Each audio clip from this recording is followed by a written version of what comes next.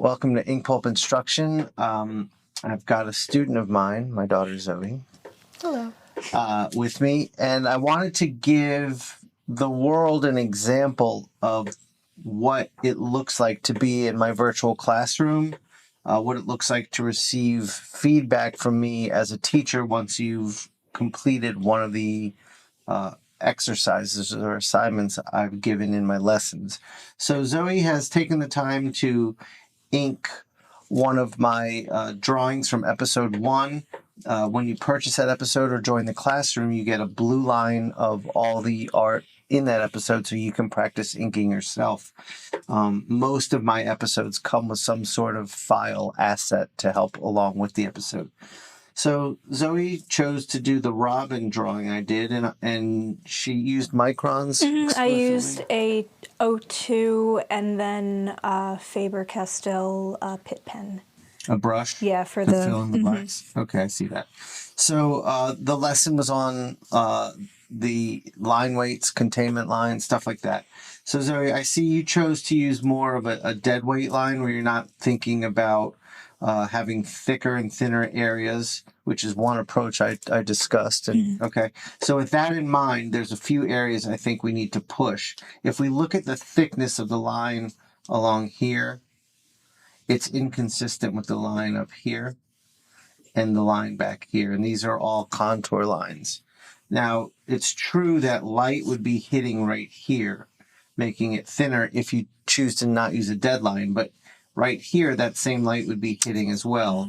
So if you're going to choose to go thinner where the light is hitting, then you want to be consistent with it. If you're going to choose to go dead weight, then you need to be consistent with that too. I see. So I'm going to go with the idea that you wanted to go with dead weight and just kind of beef this line up to match what you've done. Maybe a little bit more. Okay. And then back here, the same sort of thing. But the one thing I really want to bring your attention to is you got thinner as you went down. So the weight of the line up here is really inconsistent with that. And what that does is it flattens out your drawing because it's like the thinness of that line becomes aware of the shape it's going into. So that's an area we definitely want to beef up to be even and consistent with.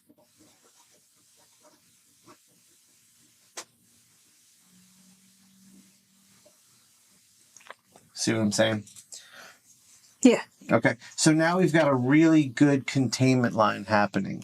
And if you're not sure exactly what that is, episode 1 explains it.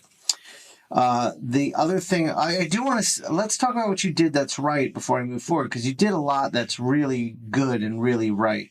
Your control of the pen and the shapes you're making is all very nice. You're able to come to nice sharp points.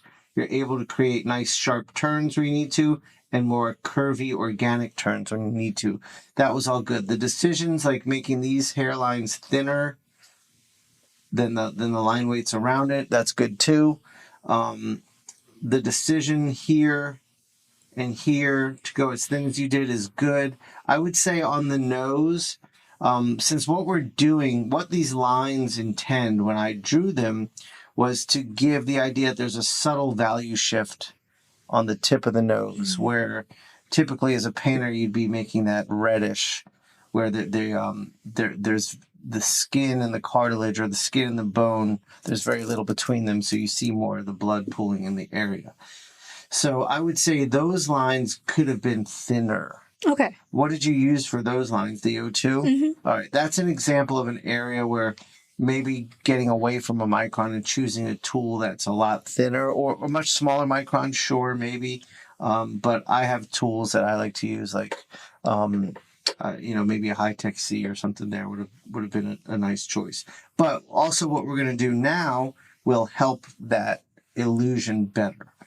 Also, I'm seeing here I need needs to just be a little thicker in that area, so the ear feels like a solid piece. Okay, that's good. All right, let's talk about when the containment line goes into a form that overlaps another form. For example, the chin, you did a good job. You faded that containment line into the chin there, which is exactly what you want. What you don't want is this dead stop where the containment line stops and the form starts and there's a dramatic shift in thickness. So that's an area where I'd say we could slowly beef into the containment line and trim it up. Oh, yeah. Okay. And then here, I think it's time to start thinking about forms and masses that are coming forward in space next to objects that are behind it. So, for example, this jawline is coming forward from the neck. So what we want to avoid is we want this line to just be thicker than the other lines so that we feel that. Not dramatically thicker, just a little thicker.